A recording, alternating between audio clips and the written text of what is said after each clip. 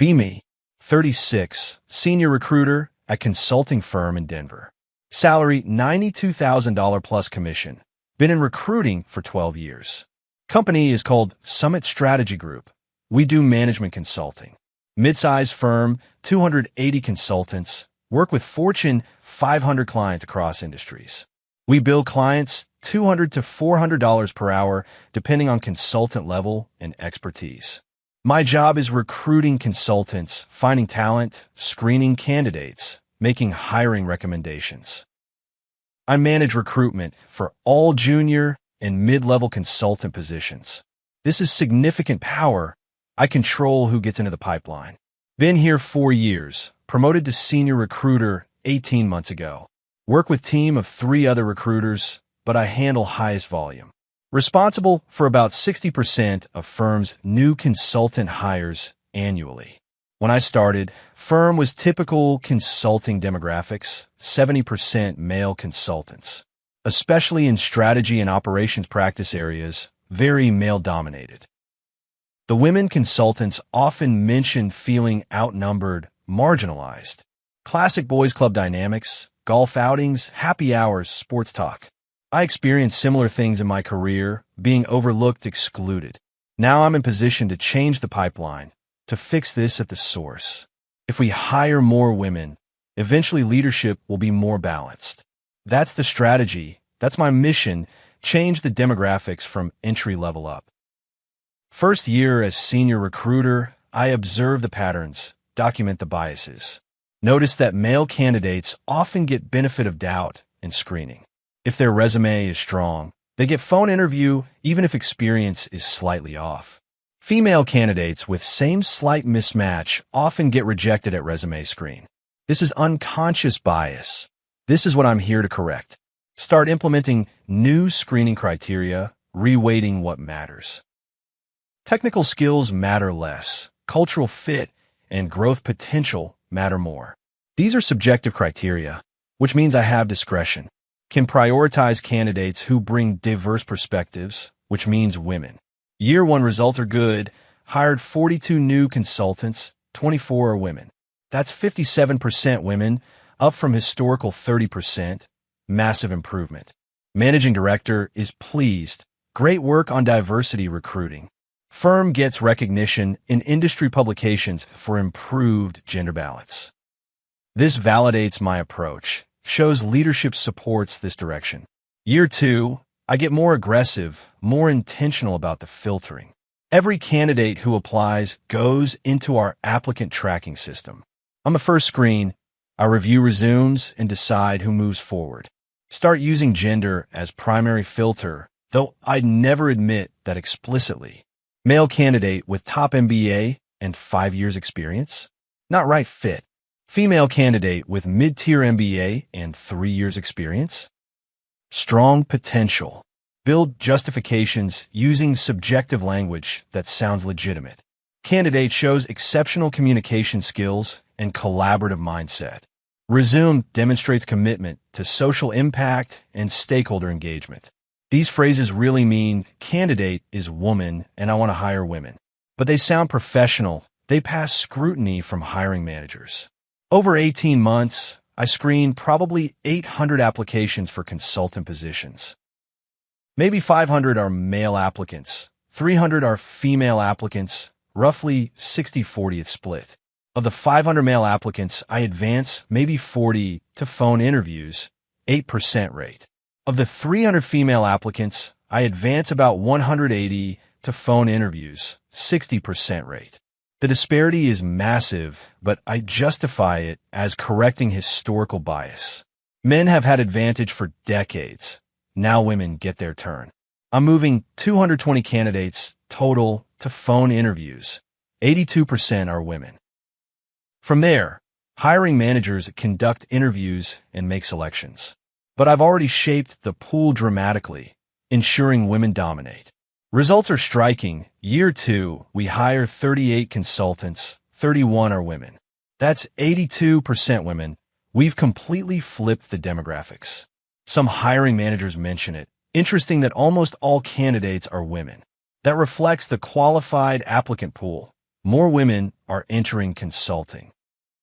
This isn't true. Applications are still 60% male, but they don't see that data. Only I see the full applicant pool. Only I control who moves forward. Managing director is thrilled. Firm wins diversity awards, gets great press. Summit Strategy Group leads industry in gender equity hiring. My metrics are celebrated.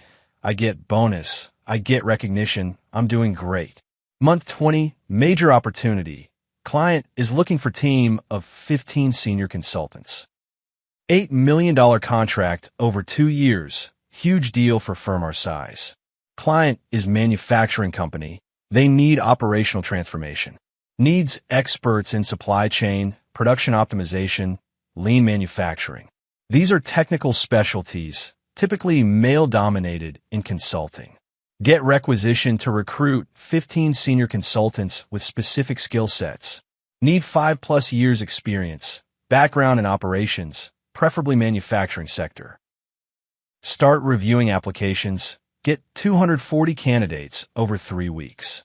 About 190 are male, 50 are female. Makes sense for technical operations roles.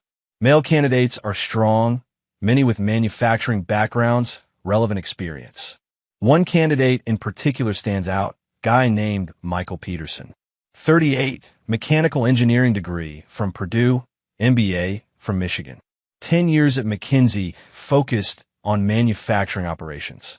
Led 12 major transformation projects, has industry certifications. Resume is perfect for this role, exact match for what client needs. But I look at my current pipeline, already advanced 8 male candidates. That's too many. I need to balance the gender ratio in the pool. If I advance Michael, that's 9 men to probably 6 women at most. That's 60% male. That's regressing. That's not acceptable. I reject Michael's application. Mark him as not selected to advance. Use standard rejection language. Impressive background, but not right fit at this time. Move forward with different mix. 7 men, 8 women, perfectly balanced. The 7 men I advanced have relevant experience, but less impressive credentials. The 8 women are competent, but most have limited manufacturing background. They're smart, capable consultants. They can learn manufacturing specifics. Hiring managers interview all 15 candidates, make their selections. They choose 10 of the 15 for client presentation, 6 men for women. The 6 men they chose include 5 of the 7 I advanced, good success rate. The 4 women are all strong consultants, articulate, impressive in interviews. Client meets the team, asks detailed questions about manufacturing experience. Most of the men can speak to specific projects, technical details, industry knowledge. The women are skilled at strategy, but lack deep operational manufacturing background. Client seems concerned, but doesn't reject anyone, wants to think about it. Week later, get call from client's VP of operations. He sounds frustrated. Your team seems capable, but light on manufacturing operations depth. We need people who've been in plants, understand production systems. We have several consultants with operations background on the team. Yes, but they're mostly general operations, not manufacturing specific. He's probing, sensing something is off with the team composition. Are there other candidates you didn't present that might have more relevant experience? This is a dangerous question. There's Michael Peterson and 30 other guys I rejected. We presented our strongest candidates for this engagement. Okay, we're going to need to think about this. Might look at other firms. Oh no, this is bad. $8 million contract is in jeopardy. Call managing director. Explain client has concerns about team's manufacturing depth. Did we present our best manufacturing consultants? Yes, based on the candidates who advanced through screening. What about the full applicant pool? Were there stronger candidates? Can't admit what I did. The candidates we presented were best available. Client takes another 2 weeks, finally delivers decision. They're going with different consulting firm, citing better manufacturing expertise. We lose $8 million contract. It's catastrophic for firm our size. Managing director is furious. How did we lose this? Our team was qualified. Client wanted more manufacturing-specific experience than we could provide. But we recruit from top programs. We must have had candidates with that background. He's asking questions I don't want to answer. Tells HR to audit the recruitment process for this role, understand what happened. HR pulls all 240 applications, reviews who was advanced versus rejected. They find Michael Peterson's application, bring it to managing director. This candidate has 10 years at McKinsey doing exactly what client needed. Why wasn't he advanced to interviews? My note says not right fit at this time. What does not right fit mean? His credentials are exceptional. Sometimes there are intangible factors that don't translate to resume. HR director pushes what intangible factors specifically. Can't say gender, can't admit I filtered him out because he's male. Combination of factors, team dynamics considerations, gut feeling. Your gut feeling cost us $8 million. They find 15 other male candidates with strong manufacturing backgrounds, all rejected at initial screen with similar vague justifications. Meanwhile, several women with limited manufacturing experience advanced. HR director asks the question I'm dreading. Is there a gender pattern here? No, I evaluate all candidates equally on qualifications. The data suggests otherwise. Let me show you. She pulls statistics for this recruitment cycle specifically. 240 applications, 190 male, 50 female. Advanced interview. 7 male, 3.7% of male applicants. 8 female, 16% of female applicants. The disparity is even more extreme for this technical role. Male candidates were rejected at 96.3% rate, females at 84% rate. For a highly technical role that typically attracts more male applicants, can you explain why qualified male candidates were screened out disproportionately? I'm scrambling. I was prioritizing diverse candidate pools. By rejecting the most qualified candidates because they're men, by building balanced pools for hiring managers to consider. You built pools that lost us $8 million because they lacked necessary expertise. Week later, Michael Peterson files discrimination complaint with EEOC. His attorney also files civil lawsuit against firm for sex-based discrimination. Claims he was rejected despite superior qualifications because of his gender. His evidence is strong. His credentials versus candidates who advanced. His McKinsey background versus consultants with much less relevant experience. His 10 years manufacturing versus candidates with general operations backgrounds. All of this is documented, undeniable in the application records. His attorney demands full discovery, wants to see all my recruitment decisions, wants statistics on how I screen male versus female candidates across all roles. HR conducts internal investigation, pulls my full 18-month recruitment record. The numbers are damning, absolutely damning across the board. For all consultant positions, I recruited for 782 total applications reviewed.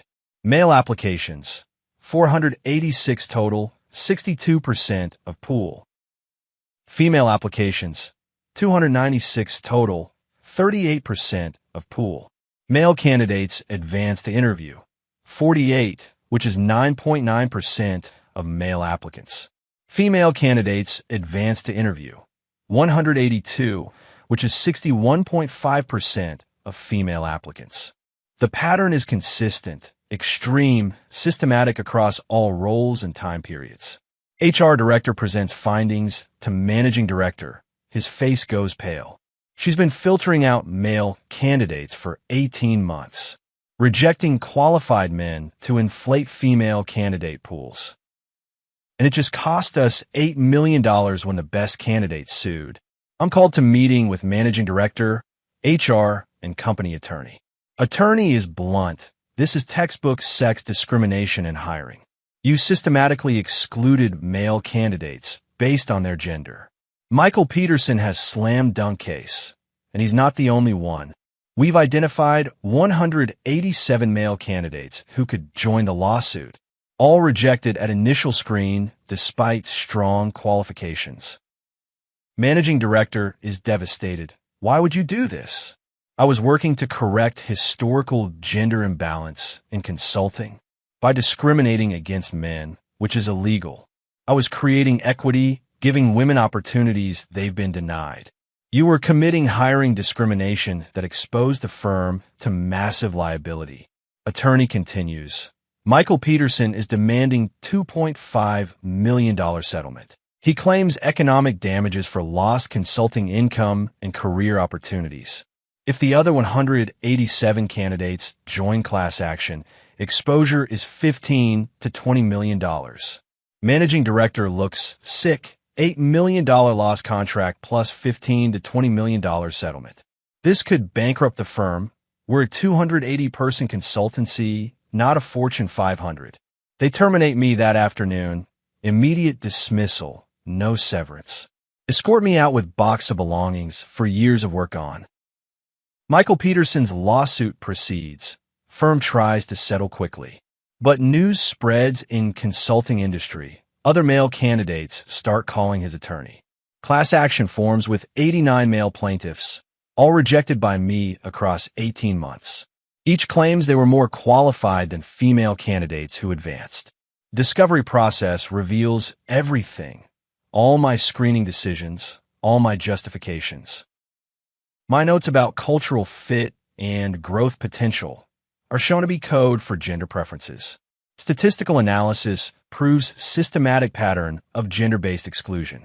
Expert witnesses testify this couldn't be coincidental, had to be intentional. Firm settles class action for $12.8 million to avoid trial.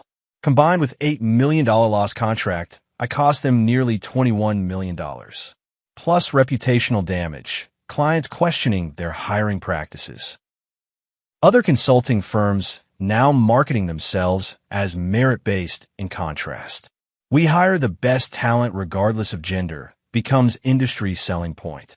I'm unhireable in recruiting. My name is attached to largest discrimination case in consulting. Recruiter who systematically excluded male candidates.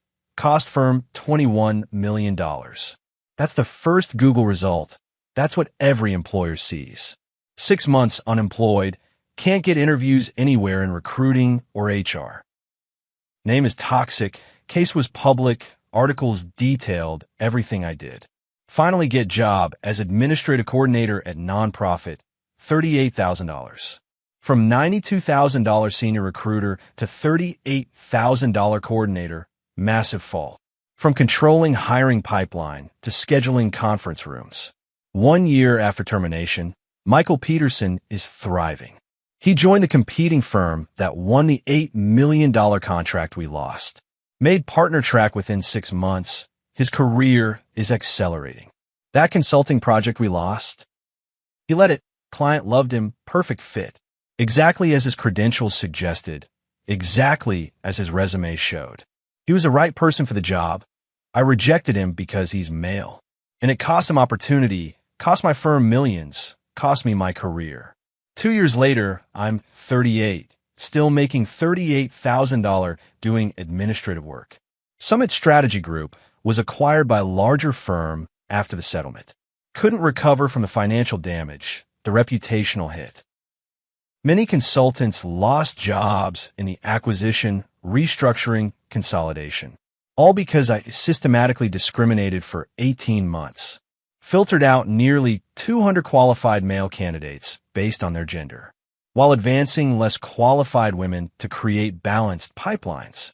Called it equity, called it correcting historical imbalance.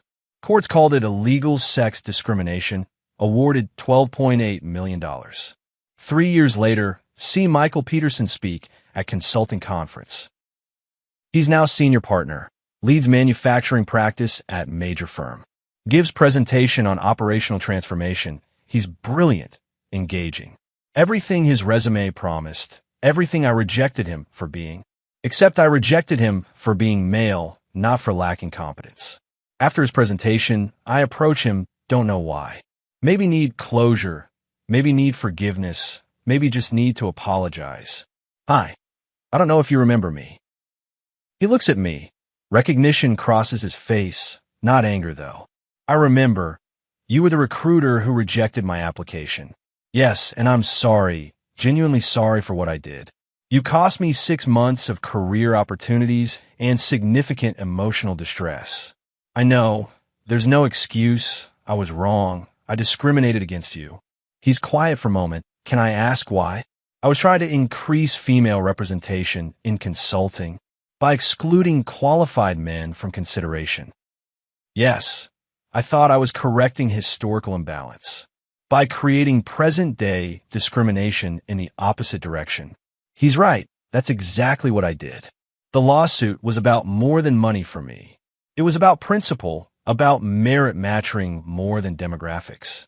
I know, and you were right. Merit should have been what mattered. He nods. I hope you've learned something from this. I have, expensively at cost of my career and a lot of people's livelihoods. Good, because those 200-plus men you rejected, they weren't statistics. They were people with careers, families, aspirations, qualifications. And you denied them opportunities because of their gender. Not because they weren't good enough, but because you wanted different numbers. Every word lands heavy. Every word is true. He walks away to talk with other conference attendees. Successful, respected, thriving despite my attempt to hold him back. I'm here as administrative assistant, just attending to learn to stay connected. To an industry I used to be part of before I destroyed my career. 4 years later, I'm 40, still doing administrative work. Make $42,000 now, small raises but nowhere near recruiting level. Will never recruit again. Name is permanently associated with discrimination case. Think about those 18 months when I had power over who got opportunities. How I used that power to filter by gender rather than merit. Convince myself I was fighting injustice, creating equity, helping women. Really just committing different injustice against different people. Michael Peterson wasn't my only victim. There were 200-plus others. Men with families who needed jobs, with student loans to pay, with careers to build.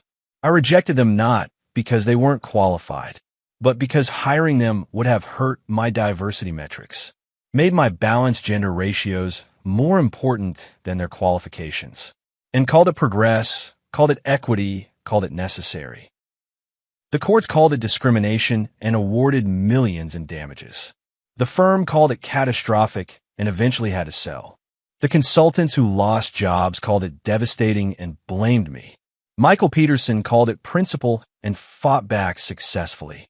Now I live with consequences every day.